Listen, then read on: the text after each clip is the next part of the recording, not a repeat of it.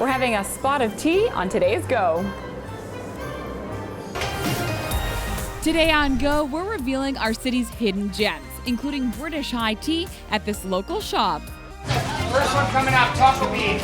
Plus, we found a restaurant where Mexican tacos meet Southern comfort.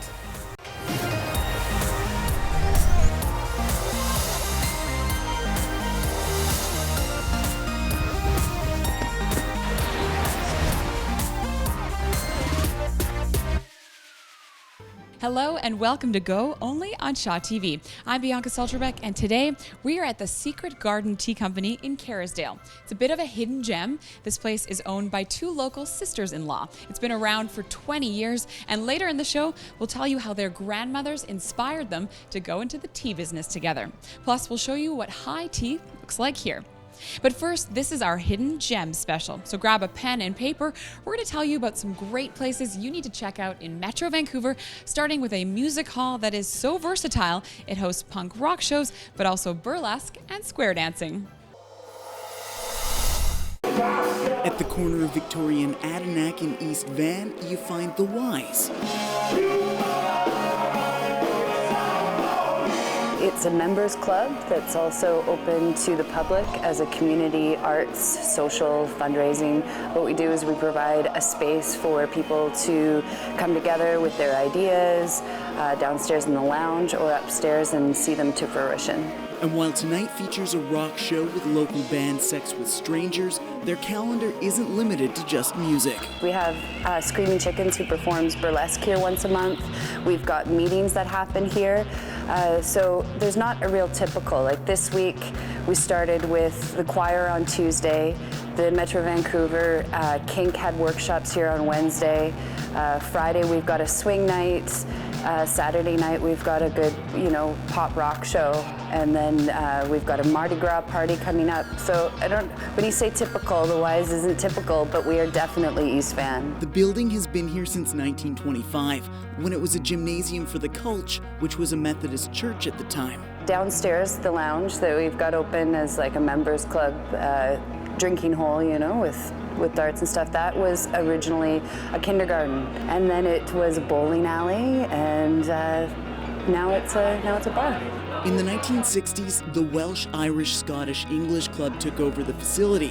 It's been the WISE or Wise Club ever since. We find lots of people who come in here and like, how did I not know that this was here?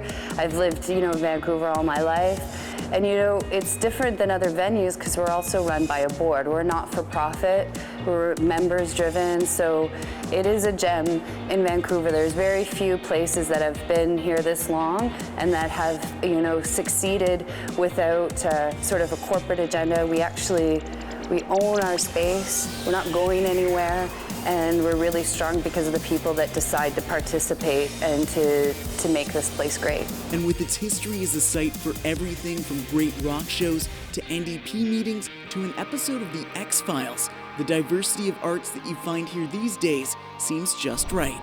In East Van, I'm Paul McClellan for Go on Shaw TV. All right, we've promised to tell you about some hidden gems here in Metro Vancouver, including the Secret Garden Tea Company, where I am today. This place does a mean high tea. Next up, we're sending it over to reporter Dunya Tozy, who calls Surrey home. She's going to reveal the location of a magical forest for kids.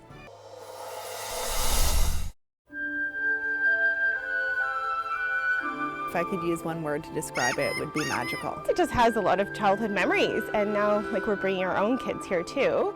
From its majestic luscious trees to its wide open meadows, Redwood Park in South Surrey has been very popular with the locals like Julia Tesla and her friend Sheree Rains, who've been coming here since they were kids.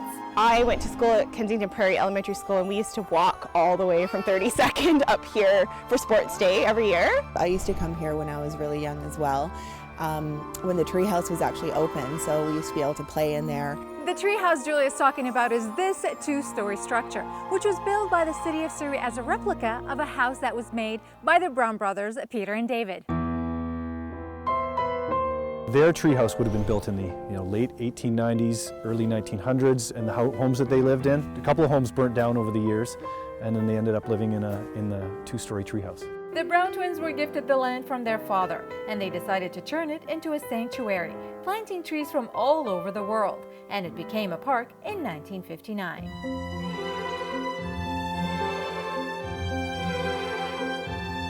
This is an arboretum, which means that it's got a wide variety of more than 50 tree species here from around the world. And so if you're a tree lover or a nature nut, this is a fantastic park to come and visit.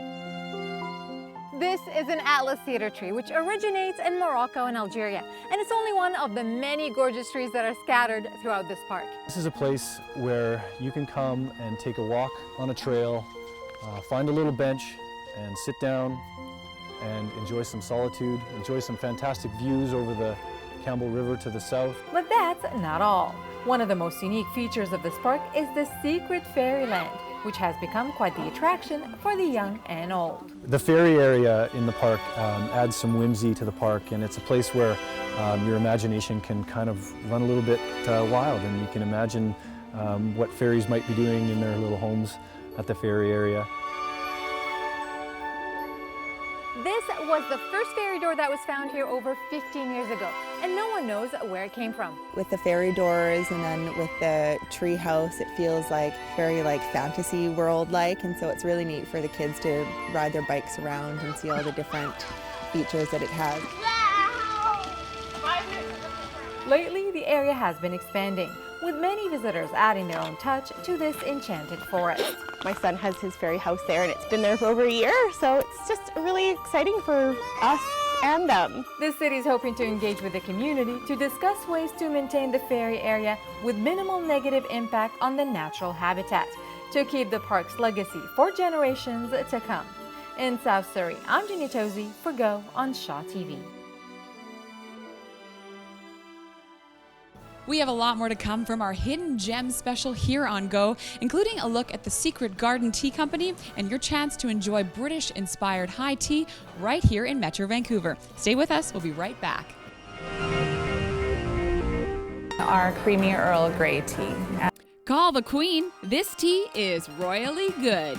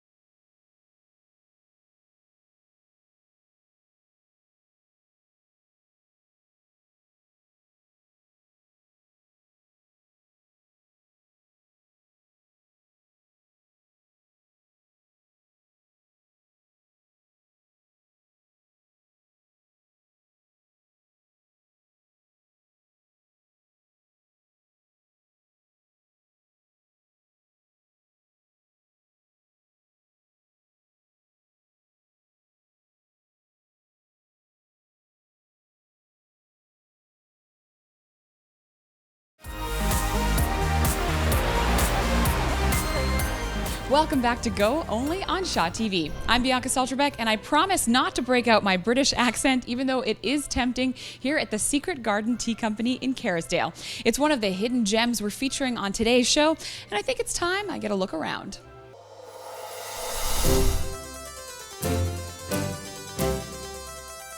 The Secret Garden Tea Company was started by my sister-in-law, Kathy Wider, 20 years ago, and I came on board 3 years after that. We are not only sister-in-laws, but we're very good friends. We're very well known for our afternoon tea service, and we serve that 7 days a week, and it's a beautiful assortment of miniature sandwiches and scones and sweets, and you get to choose your own tea.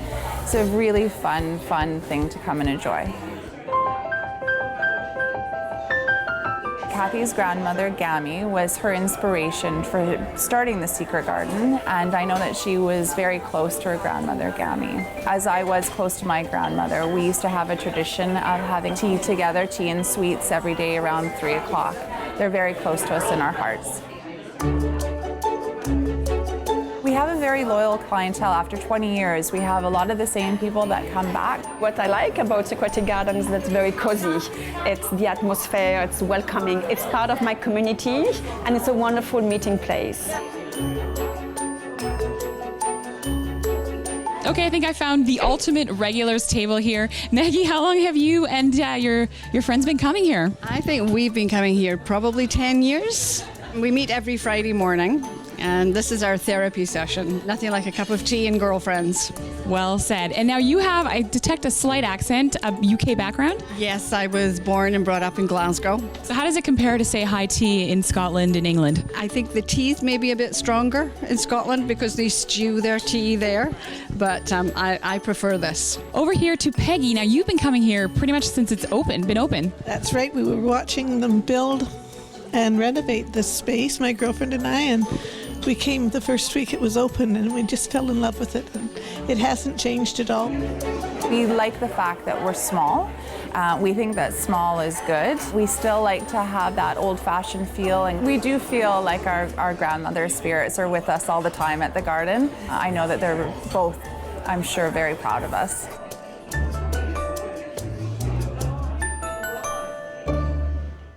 It was so much fun meeting the regulars at the Secret Garden, and it was very nice of them to let me crash their breakfast date.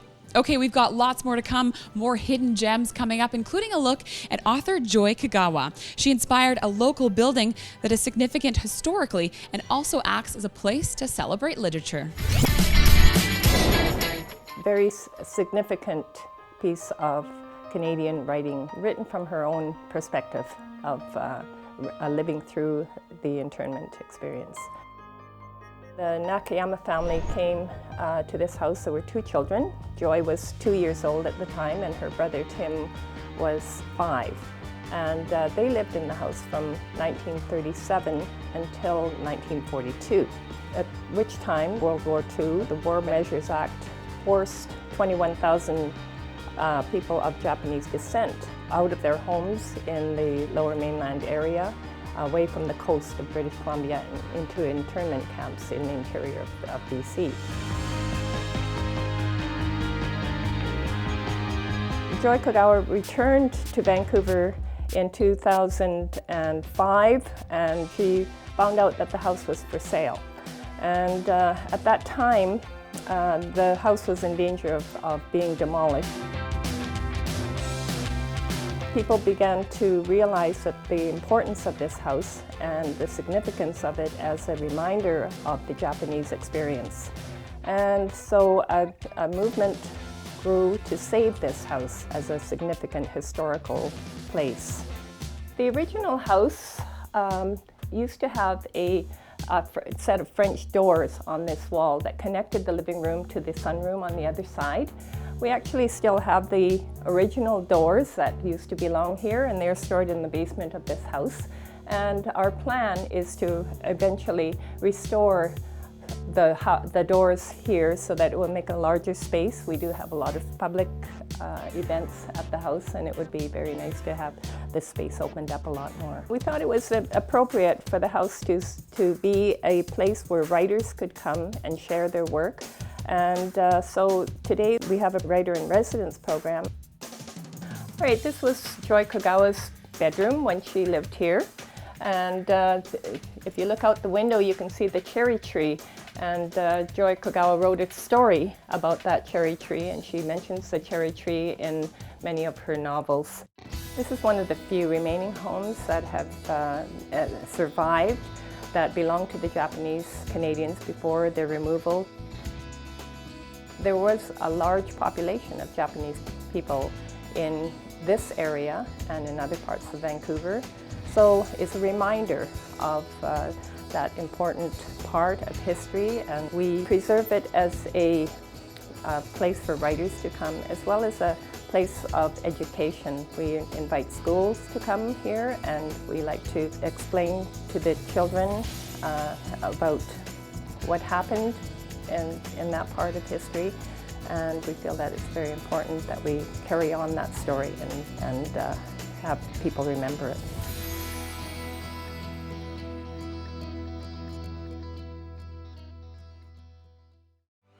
We have to take a quick break, but stay with us. We have more hidden gems to reveal, including an iconic Squamish restaurant that is serious about food fusion.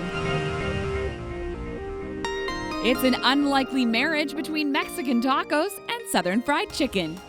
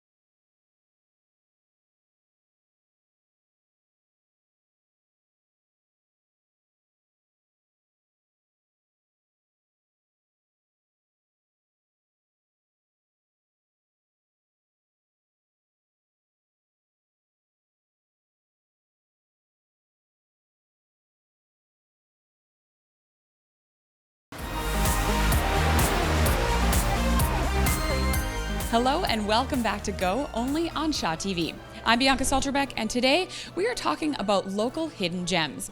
I discovered the Secret Garden Tea Company. It's been here in Kerrisdale for 20 years, and trust me, they steep a good cup of tea. So I thought it might be fun to sit down and experience British high tea right here in Vancouver. Now, Erin, I am very excited. I have never had high tea in Canada, and this looks amazing. Thank you. Our high tea consists of our miniature savory sandwiches, so you get a nice variety.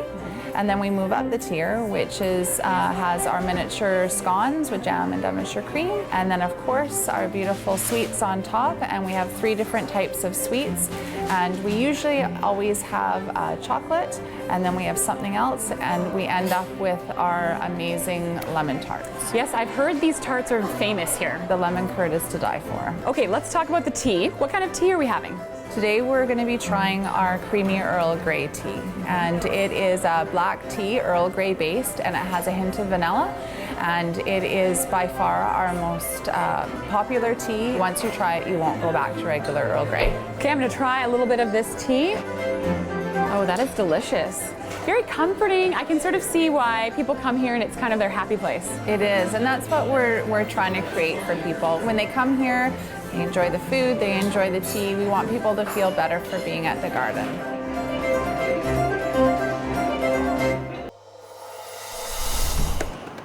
From the highway, it looks like any other fried chicken stop.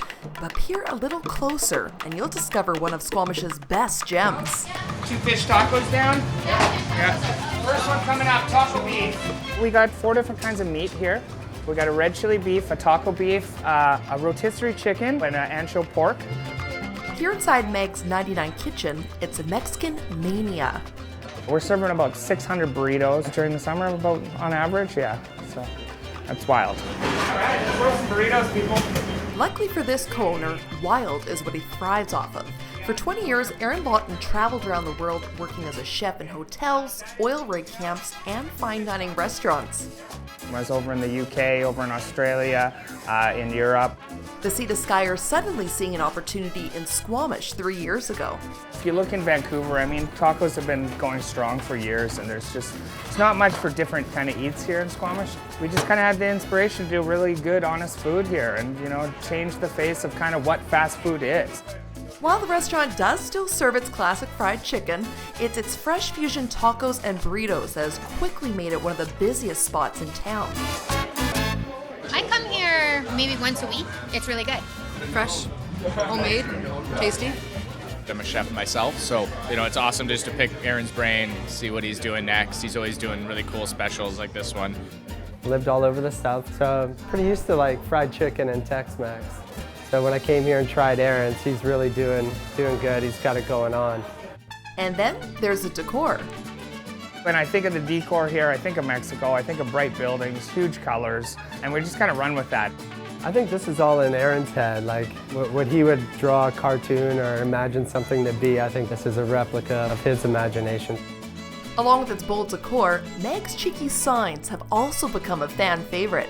These ones poking fun at rapper Drake and the song Big Papa are just some of the sayings getting a quick laugh from highway drivers. It's really easy for people to forget a restaurant. You really got to push and, always be jumping boundaries. With Meg's also used to film part of the indie movie Mouth Room in 2015, there's no telling what will come next for this bright building and now chain. Sky's the limit. Let's go. To be doing well and getting so much support from everybody, it's just, it's a dream come true. In Squamish, I'm Vanessa Ibarra for Go on Shaw TV. Now a story from Fiona Forbes. She's at a bit of a hidden gem, Save on Meats, and she's going to tell us about a program that they have that's helping people on the downtown east side.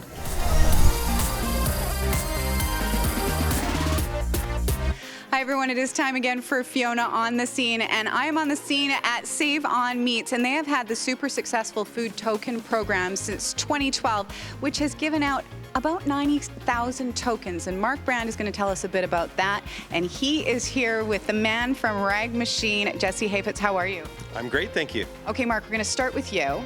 Tell us about the food token program and how many people you've fed since 2012. Sure, so we launched the food token program to allow people to give generously knowing where their money was going. So there's a lot of, there's some apprehension in this neighborhood. Fair enough, it's the largest open air drug market in North America to giving money. So we wanted to make sure that that was an easy conduit, created the token program. Thought we'd do 2 or 3 a day, started at 120 a day, and we're at 90,000, still doing around 50 or 60, working with the Vancouver Police Department, Coastal Health, the Rainier Women's Hotel, et cetera, et cetera. So how does it work if I wanted to buy some tokens and help some people out? Do I give them out myself? Do you give them out? Either or. So we've got donors as far as Halifax, Nova Scotia, who buy online, then they donate to agencies. So there's a drop-down menu on our website at saveonmeats.ca.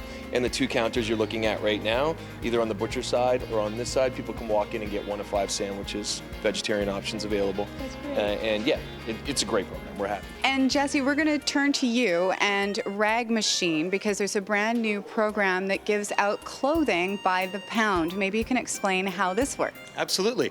So similar to the food token, the sandwich token program, we have these beautiful tokens here with lovely maps on the back to the Rag Machine, where these tokens are redeemable. So one of these tokens is redeemable for 1 pound of clothing. And that pound of clothing you can choose on your own. So this affords the recipient, to be able to go in and actually get a piece of clothing that they like, instead of just a random piece of clothing that's donated to them. So if they need a sweater or if they need a nice dress shirt for a job interview, they can go and find that and find something that they're comfortable wearing, or a hat and a scarf on a cold day.